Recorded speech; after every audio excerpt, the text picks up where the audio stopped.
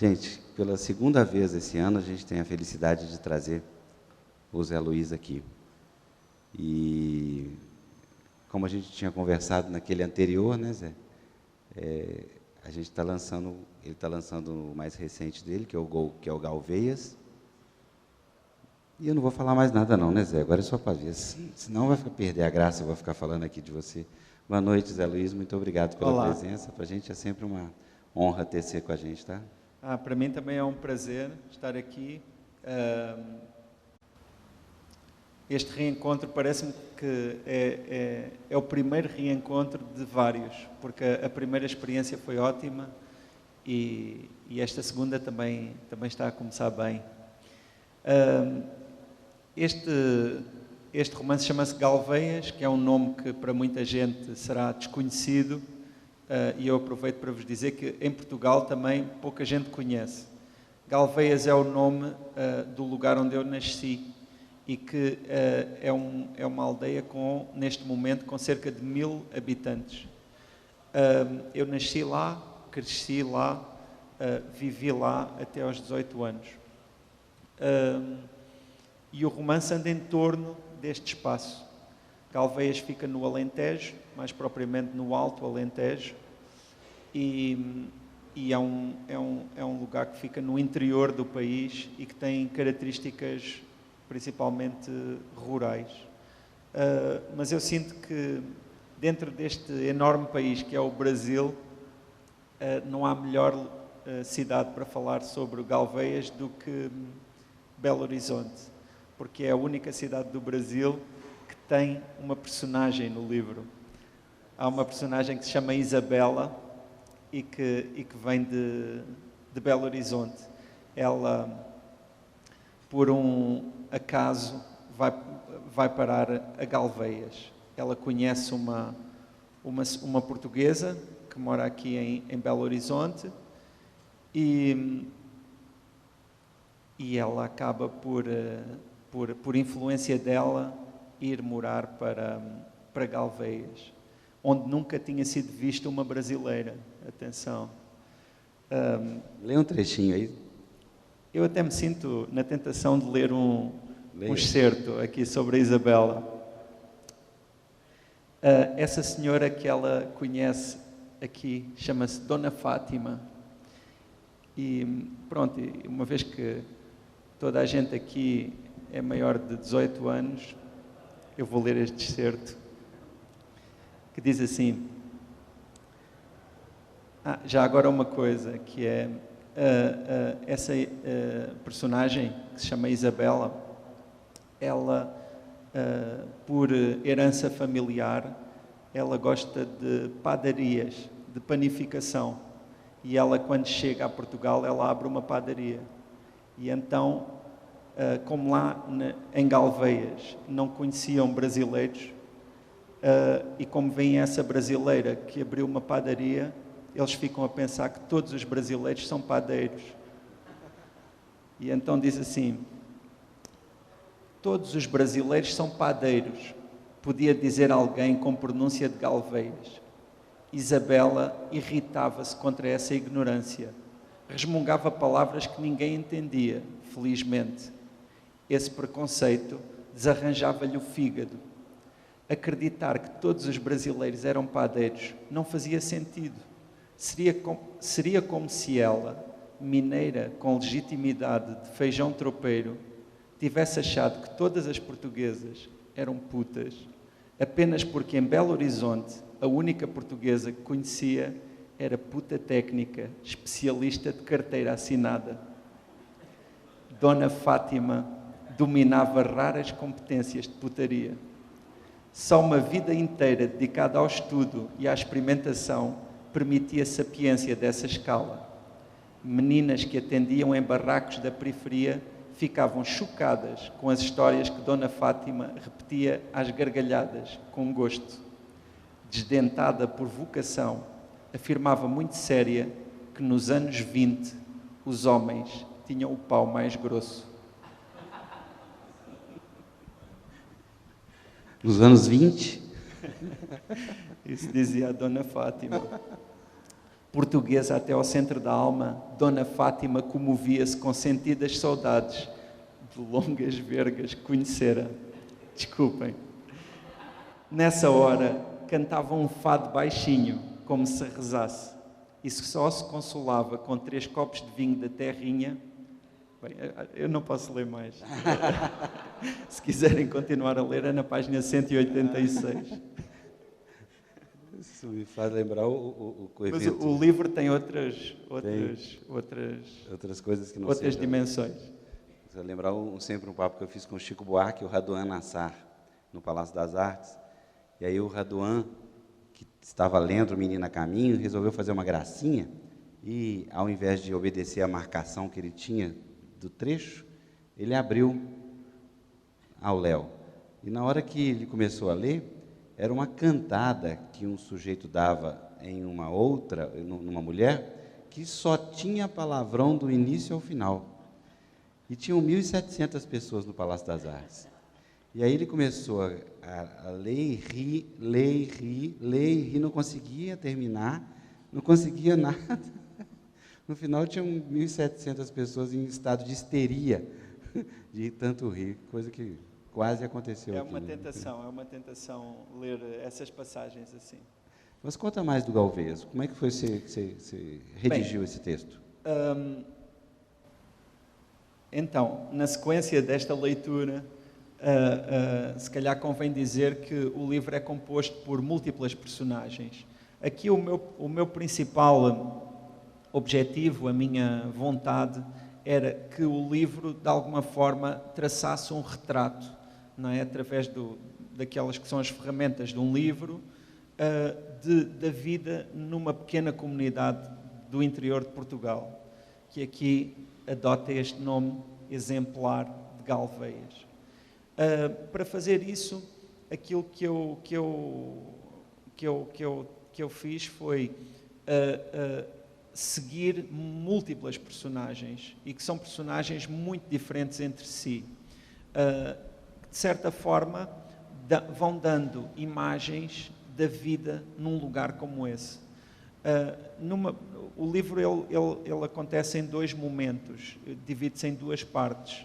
A primeira parte é janeiro de 1984 e a segunda parte é setembro de 1984. Então, na primeira parte,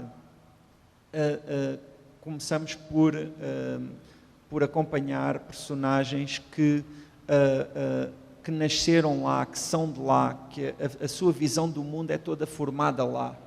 Na segunda parte, encontramos personagens que são de lá, mas que vão para outras realidades, ou personagens de outras realidades que vão para lá.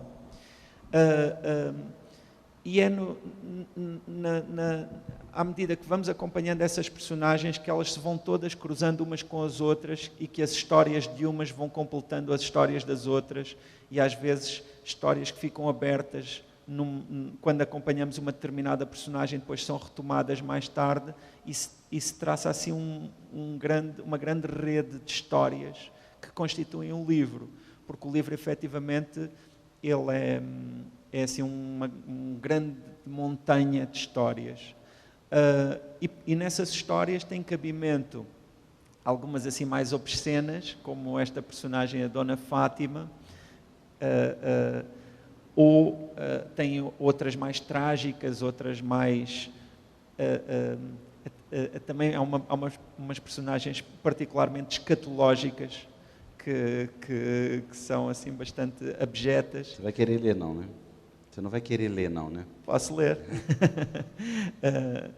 Tem personagens de vários tipos, de várias idades, de várias condições sociais, de várias situações.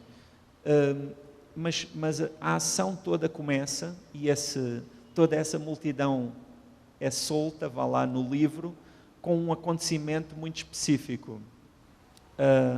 E que é um acontecimento que, de certa forma, aponta um dedo do universo sobre aquele lugar, que é um objeto que vem desde o espaço, que atravessa o espaço e que cai num campo lá de Galveias. e que nós nunca sabemos exatamente que objeto é esse. Pela descrição, nós podemos mais ou menos intuir que é um meteoro, mas nunca sabemos exatamente porque esse objeto ele é sempre referido como a coisa sem nome.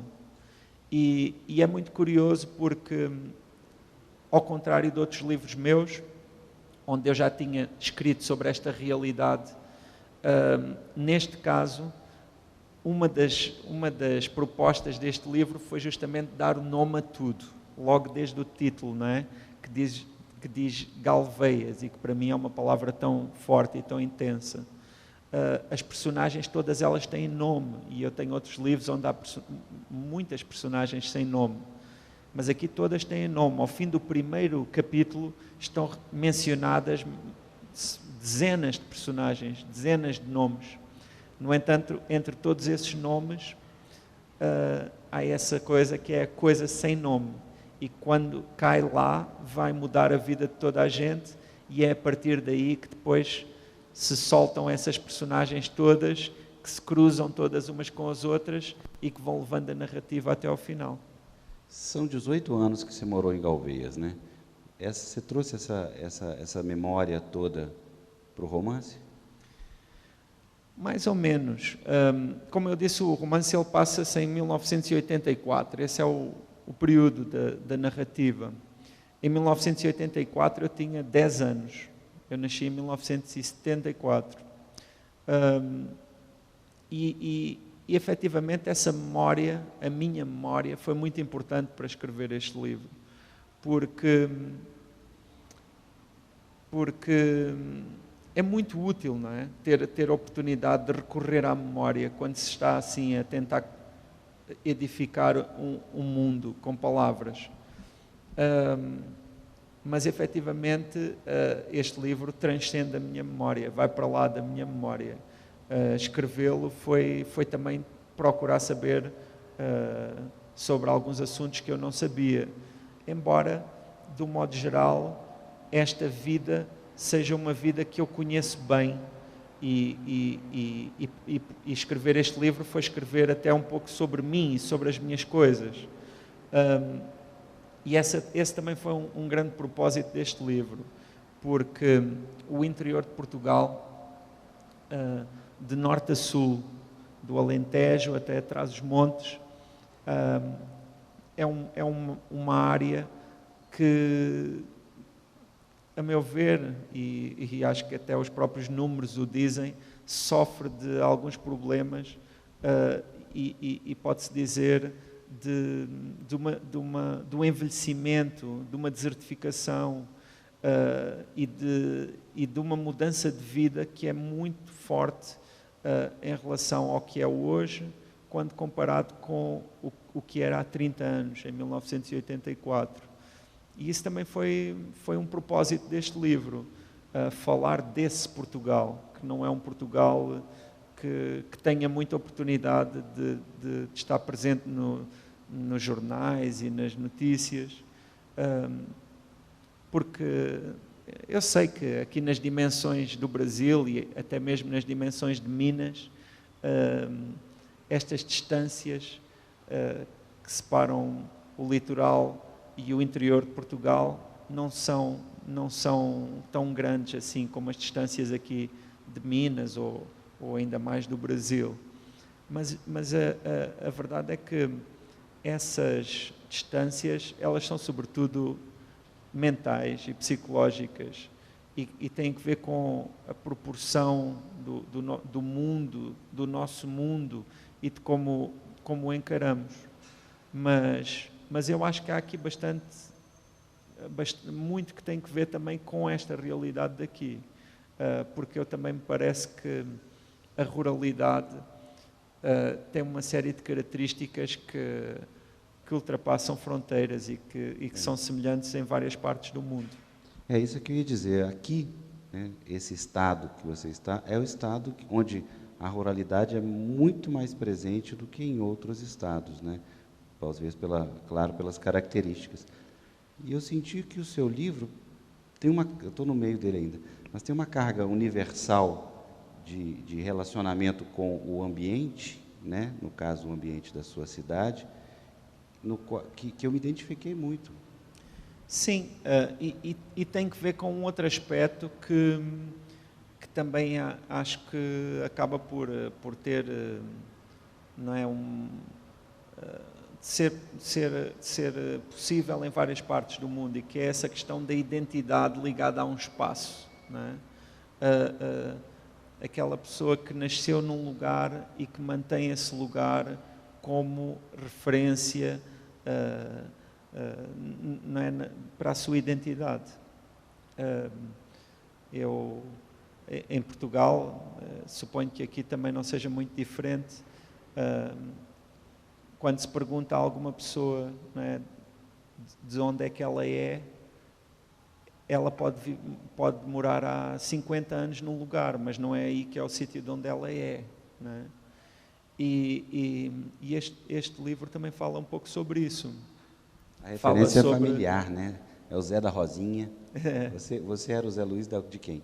Eu sou, como diz aqui logo no início do livro, assim um pouco em jeito de dedicatória, eu sou o filho do Peixoto da Serração e da Alzira Pulguinhas, que é efetivamente o nome da minha mãe. A minha mãe chama-se Alzira Pulguinhas Carvoeiro Peixoto, que é um nome fora do comum. Mas que lá, curiosamente, lá a minha mãe, quando morava lá nas Galveias, ela sentia um certo pudor de carvoeiro. Achava que carvoeiro era um nome muito estranho, porque lá existe muita gente chamada Pulguinhas. E ela depois, quando saiu, é que percebeu que Pulguinhas, afinal, é que era o nome mais fora do comum. Tem muitos personagens no seu livro. Isso foi surgindo à medida que você foi escrevendo, ou isso foi... Você falou, não, vou fazer para passar por toda a cidade, a característica? Bem, este livro, ao contrário de outros livros meus, nasceu pelo título, não é? A primeira ideia foi o título. Eu acho que o primeiro pensamento que eu tive em relação a este livro foi fascinar-me pela possibilidade de fazer um romance com este nome, porque, lá está, porque é um nome que para mim tem muita importância e porque para as pessoas de lá também tem uma importância incrível, porque não é muito habitual, não é, verem Galveias referida assim, não é, nos lugares onde o livro foi referido, ou, por exemplo, estar-se a falar de Galveias aqui agora em Belo Horizonte, não é? E então essa ideia pareceu-me fascinante, porque em relação a outros romances que eu escrevi anteriormente, desde o meu primeiro romance, por exemplo, que se chama Nenhum Olhar, que eu já tratava este espaço. Ou, por exemplo, no meu romance que se chama Livro, também quem é de lá, quem conhece Galveias, reconhece os lugares desses romances no espaço lá.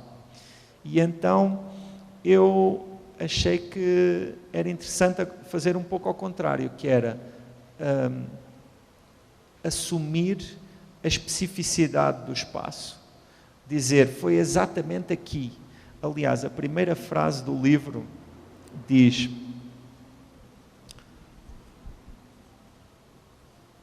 entre todos os lugares possíveis, foi naquele ponto certo. Ou seja, não foi ali por acaso, é exatamente ali. Aquele é o sítio especial, aquele é o sítio específico. E por isso, essa ideia de espaço, essa ideia de colocar o romance a acontecer naqueles lugares, foi o princípio. Depois eu tive de construir o romance todo à volta dessa ideia, porque não é, um título ele tem uma importância muito grande na estruturação de um texto, na minha maneira de ver. Um título é como se fosse aquela como é que se diz, aquela coisa que suporta toda a tenda, não é? Aquela estrutura, a lona toda está dependente daquela única coisa. E, de certa maneira, a meu ver, um título, ele deve servir quase de contraponto a cada página. Nós, às vezes, quando estamos a ler alguma coisa num romance que não tenha nada a ver com o título, eu acho que a pergunta que nós devemos fazer é: como é que isto tem a ver com o título? Porque tudo tem de ter a ver com o título. Na minha maneira de perceber um título e de perceber a construção de um romance. E, nessa medida, as personagens, elas foram chegando e foram-se... Essa rede de personagens, ela foi-se criando. E as personagens principais, porque cada capítulo tem uma personagem que é o protagonista daquele capítulo e que nós acompanhamos o percurso dele. E todas essas personagens, elas estão referidas no primeiro capítulo. E isso não é por acaso, não é? É porque eu já sabia todas as personagens que iam estar presentes quando eu escrevi o primeiro capítulo. Zé, há uma grande carga de memória contida aí, memória sua vivida. E quando a gente escreve, existe um certo fluxo de consciência, né? Você estabelece e nem tudo é previsto. Agora que o livro está fechado, publicado, o que ele interfere nas suas memórias? Interfere bastante, não é? Porque a memória é uma dimensão muito complexa de nós próprios. E a memória é algo que não está completamente fechado. William Faulkner, ele tem aquela frase fabulosa em relação ao passado, em que ele diz: o passado não morreu, o passado não passou sequer. E que é assim uma frase meio misteriosa, mas que a forma como eu a entendo é que nós, quando sabemos mais sobre o passado, alteramos a nossa percepção do passado e, de certa forma, o próprio passado muda, não é? E isso é algo que é muito... que acontece muito com a memória. A nossa memória transforma-se bastante ao longo do tempo e com ela o nosso passado também se vai transformando. E a memória não é mais do que uma narrativa. A memória, ela própria, é uma narrativa. É uma história que todos nós contamos a nós próprios. E que nós, para contarmos essa história, nós fazemos aquilo que se faz sempre quando se constrói uma narrativa, que é vemo-la a partir de uma determinada perspectiva, estabelecemos-lhe uma determinada cronologia, estabelecemos-lhe um determinado enredo, que é o mesmo que dizer uma determinada sucessão de acontecimentos em que uns levam aos outros, povoamo-la de umas determinadas personagens que nós também caracterizamos à nossa maneira, mas quer dizer, e vivemos assim, não é? Acreditamos nisso, mas a memória, ela é altamente questionável. A nossa memória, ela é altamente imperfeita e se nós aprofundarmos um pouco, muito rapidamente, talvez nos apercebamos de que aquelas personagens que nós damos como garantidas na nossa própria memória, se calhar são um pouco mais complexas do que aquilo que nós nos habituámos a pensar. Que aqueles acontecimentos, se calhar, têm uma série de aspectos que nós omitimos, que há alguns detalhes que não consideramos e que eram fundamentais. Por isso, a memória tem esses caprichos. Não é difícil nós lembrarmos de coisas que não existiram e acreditarmos mesmo que existiram. E para quem escreve livros, acaba por acontecer ainda um outro aspecto que molda a memória, que é curioso, que são recordações que eu tenho, em que eu já não sei exatamente se eu as vivi, se eu sonhei com elas à meia da noite, ou se escrevi sobre elas em algum texto. Porque a partir de certa altura, elas ficam quase no mesmo nível. E para ser sincero, muitas vezes não faço questão de saber em que ponto é que elas efetivamente estão. Muitas vezes,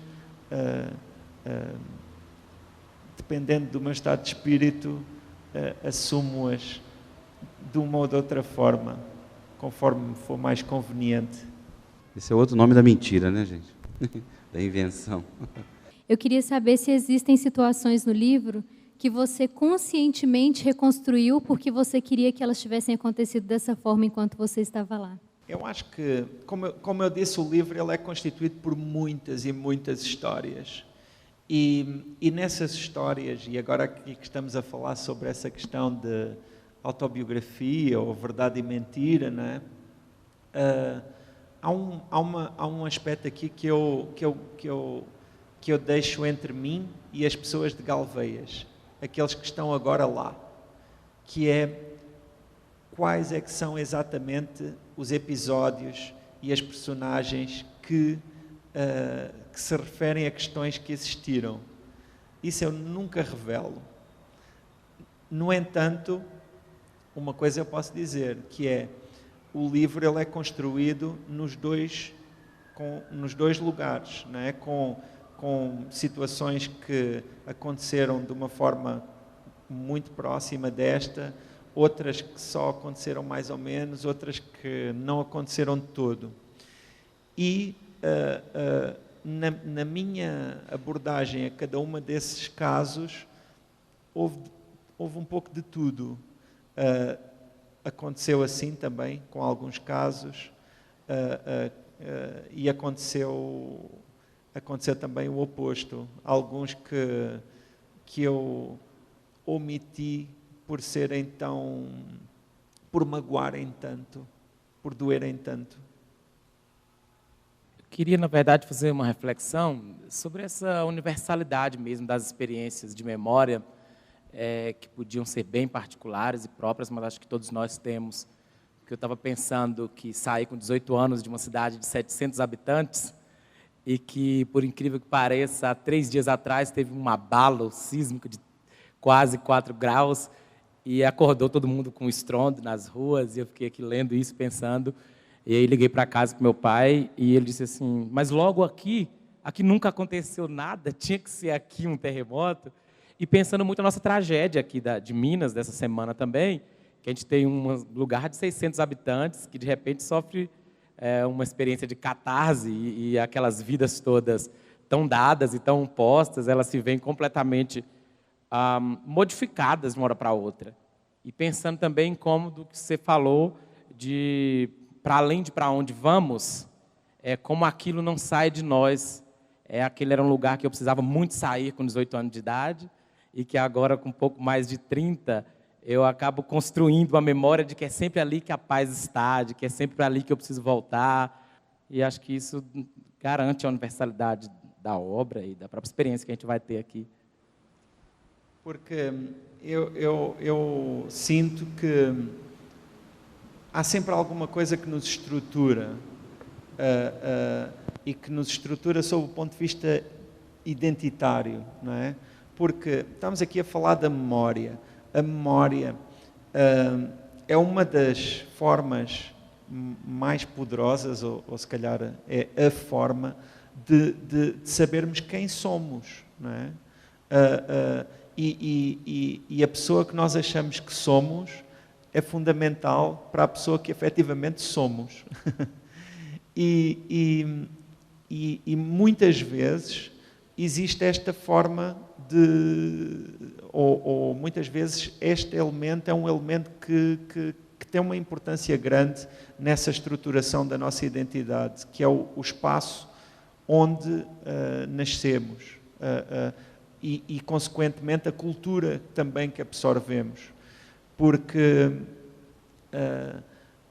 ver o mundo a partir de uma determinada perspectiva é bastante marcante. Também falei aqui, não é, dessa questão da perspectiva, e efetivamente ver o mundo a partir de Galveias tem uma diferença grande de ver o mundo a partir de Nova Iorque, não é? Apesar de Galveias ser muito mais antigo do que Nova Iorque. É verdade isto. E então, eu acho que no fundo essa é a questão que este livro coloca. Mas para ser sincero, eu até acho que essa no fundo é a questão que todos os livros sempre colocam. Quando porque essa é a questão que está dentro de todas as questões, que é quem sou, não é? E pronto, a resposta não sei se existe, não é? Mas seguramente demorará a vida inteira a ser encontrada, se é que alguma vez realmente é encontrada, e também não sei se é importante que se chegue a uma definição rígida, porque nesse desencontro de nós próprios existe o desejo, não é? E é o desejo que é o combustível e que nos faz também sempre continuar, é o desejo que está dentro daquele impulso que nós normalmente chamamos vida, não é? E que é um instinto também, né, de sobrevivência. Pensando no que ele falou, tem um amigo meu, que toda vez que ele tem uma família no interior também, e toda vez que ele encontra esse outro amigo que também é conterrâneo dele, ele pergunta assim: e você já mandou dinheiro para sua mãe? Então, assim, pensando nesse jeito, o que o pessoal de Galveias falou? Já leu? Bem, o primeiro lugar onde o livro foi apresentado foi em Galveias, né? Não podia ser de outra maneira, e lá foi um momento muito emocionante para mim, e foi um momento em que a grande maioria da população esteve presente, não é? Mas, para ser sincero, eu nunca quis perguntar muito o que é que as pessoas acharam, efetivamente, sobre o livro. Porque há uma questão aqui neste livro, que ele é implicitamente uma homenagem àquelas pessoas. O facto de dar o nome desse lugar ao livro já tem essa importância e essa forma. Ainda assim, não é uma homenagem desumanizante. Pelo menos eu tentei sempre que não fosse. E por isso, nem sempre as personagens ficam bem na fotografia. Elas não estão sempre na sua melhor postura. Porque nós não estamos sempre na nossa melhor postura. Nenhum. Aqui, nem fora daqui. E isso é ser humano, não é? E confesso que essas personagens, elas encontram nesta vida e nesta realidade vantagens e também enormes desvantagens, aspectos que são porventura mais humanos do que a vida nas cidades, mas também outros que são fonte de sofrimento e que são fonte de problemas e de questões que muitas vezes trazem até tragédia, não é, com elas. E por isso eu nunca quis muito perguntar. Eu vou-vos dar um conselho. Querendo correr atrás de você lá? Tem alguém querendo correr atrás de você lá? Não, isso não tenho. Já houve. Eu tenho um texto que saiu num livro meu que não está publicado aqui no Brasil, mas espero que seja publicado, que se chama Abraço, esse livro. E tem um texto lá que se chama Galveias, justamente. E nesse texto começa com uma enumeração de nomes e de alcunhas de pessoas de Galveias. É mais do que uma página só de nomes seguidos, uns atrás dos outros. E na altura eu fiquei muito contente, porque é muito musical, não é? E tem uma poética muito genuína, aqueles nomes, que são nomes às vezes que transmitem às vezes uma certa seriedade, outras vezes transmitem não é, alguma cor, algum pitoresco. São muito orgânicos e assim gostosos. E houve algumas pessoas que não gostaram, porque não gostam, são nomes que não gostam que lhes chamem. Toda a gente lhes chama aqueles nomes, mas só nas costas deles. Vê-los assim numa folha de papel, na altura não foi bom para essas pessoas. Aqui os nomes são todos, neste livro, os nomes são todos ficcionais. Mas há uma coisa que é, normalmente, quando alguém escreve um livro, quando alguém faz uma peça de teatro, o conselho que eu vos dou é, digam-lhe, se a pessoa vos perguntar a opinião, digam sempre bem, a sério, digam sempre adorei, digam sempre gostei, digam sempre é maravilhoso. Porque eu vou-vos dizer uma coisa, que é, mesmo que essa pessoa ache que ela quer ouvir a verdade, ela não quer ouvir a verdade. Mais autodefesa do que qualquer coisa, né? A minha irmã tinha um amigo que tinha um vício de jogo, e ele dizia, fiquem com a minha carteira e não me deem a carteira. E depois ele chegava lá, gastava o dinheiro que tinha e depois fazia um maior escândalo, dizia, deem-me a minha carteira, eu quero a minha carteira, a carteira é minha, e era um escândalo enorme. E é o que acontece também com essas pessoas assim, elas podem dizer, olha, conta-me, eu quero mesmo saber, mas depois se lhes disser, elas vão ficar muito, muito, muito chateadas, a não ser que sejam vossos irmãos, filhos ou pais. Namorados, não. Porque pronto, corre-se o risco, né, de colocar ali um ponto em que as coisas vão mudar. Por isso eu nunca também perguntei muito, não é? Eu fiz com boa vontade, mas sei que cada um terá as suas interpretações. Eu tenho um amigo que escreveu um livro também sobre a sua cidade, é um amigo muito conhecido, não vou falar o nome, e ele contou no bojo das histórias, ele contou uma história muito antiga e muito conhecida na cidade, que era a tia dele, que na noite de núpcias saiu correndo, literalmente, pela casa fora, gritando, quando o marido tirou a roupa. E ela viu aquela coisa bastante diferente ali no corpo humano, e disse que ela correu 2 dias sem parar, né? E ele contou essa história, e essa senhora viva, com seus 80 e tantos anos, e execrou, queria matar essa pessoa que contou por ter contado uma história. E ele trocou o nome, e não adiantou. Não, é normal. Tem de se ter muita, né, delicadeza também com as histórias dos outros, porque elas não nos pertencem completamente. Mas este livro é um livro que, a meu ver, ele retrata um pouco a vida da comunidade e aquilo que, de certa maneira, toda a gente sabe sobre a vida uns dos outros. Porque lá está, nasci numa pequena comunidade como esta. No entanto, a partir de certa altura, depois a viver em cidades, eu percebi que eu conhecia muito mais pessoas do que outras pessoas que tinham crescido em cidades. Porque eu conhecia toda a gente, e eu sabia alguma coisa sobre toda a gente, né? E isso é um pouco o conhecimento aqui das personagens do livro. Ou por outra, existem 2 níveis de conhecimento. Existe isso que toda a gente conhece e depois também existe quando penetramos, não é,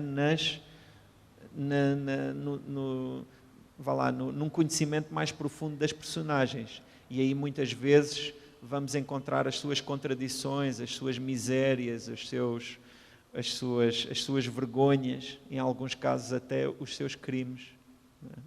A infância é muito sedutora enquanto tema de ficção, porque a infância, não é, tem ali características que são muito diferentes, não é, da forma como nós olhamos o mundo sendo adultos. E esse jeito, não é, da infância traz-nos uma reflexão sobre aquilo que nós somos, o que ganhamos e o que perdemos, não é? Porque nós não ganhamos só quando crescemos.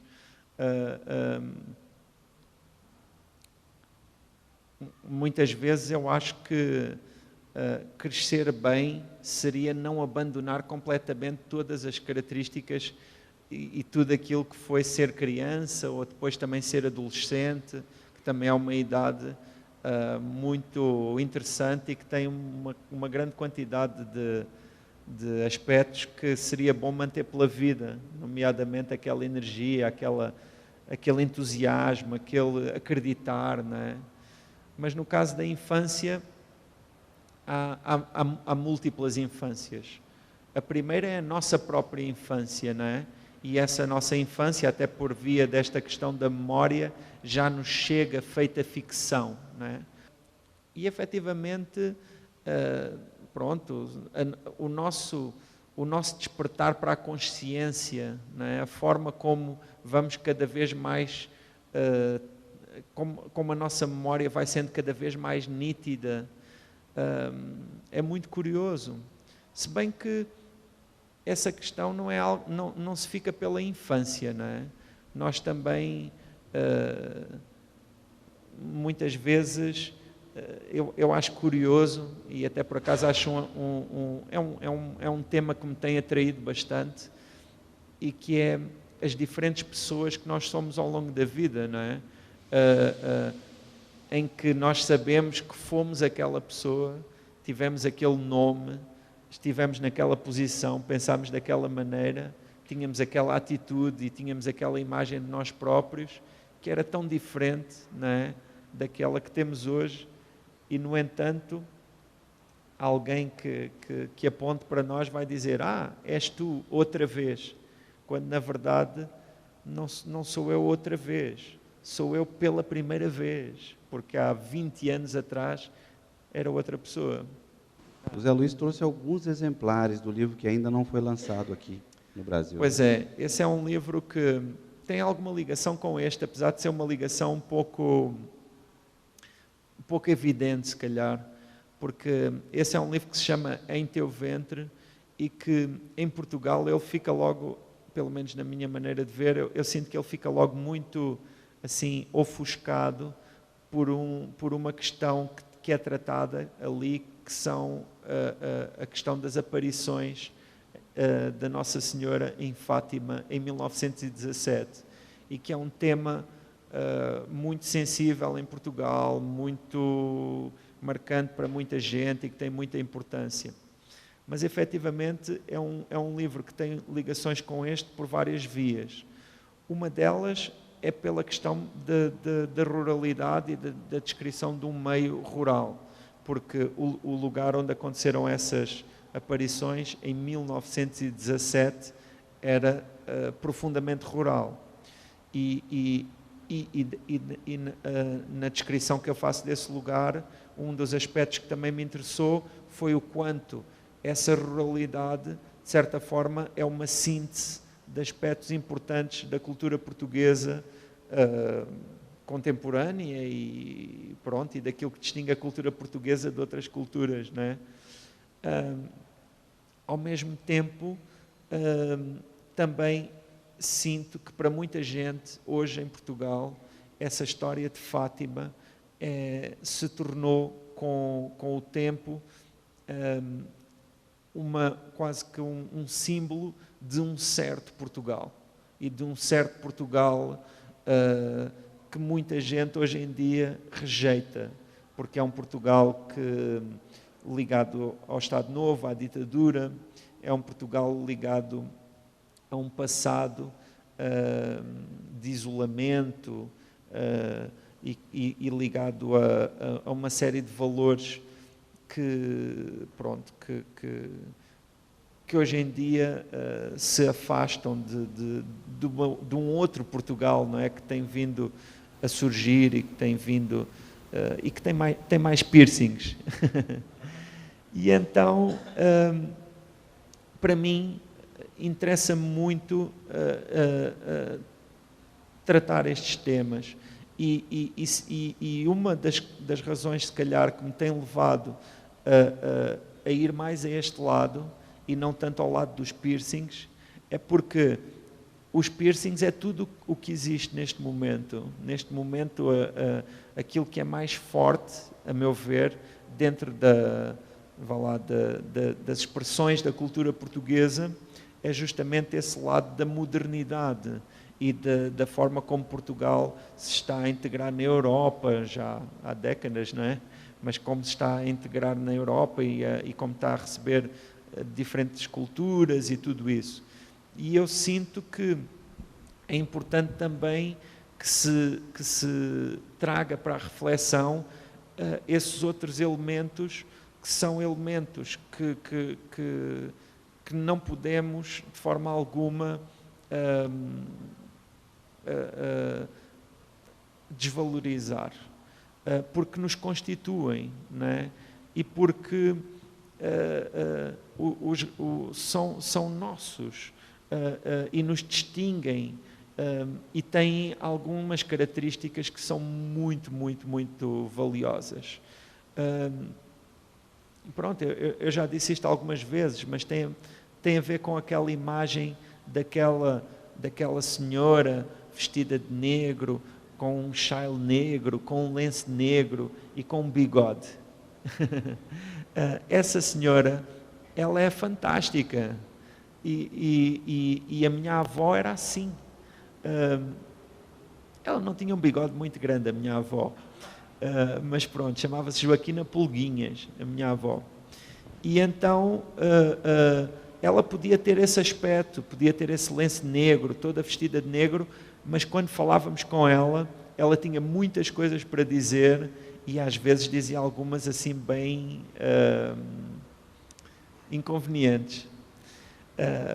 Pronto, para não as caracterizar agora melhor. E por isso eu acho importante trazer este Portugal até para que Portugal possa conviver melhor com aquilo que é. Porque esse é um valor em absoluto, não é? Aplicável a Portugal, aplicável ao Brasil, aplicável a todos os lugares, que é nós aceitarmos quem somos, querermos conhecer, não é? E vivermos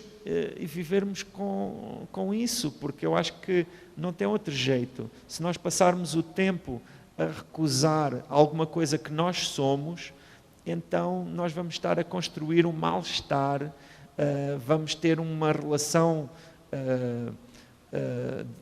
má com o nosso reflexo cada vez que passarmos por um espelho, e isso não é saudável.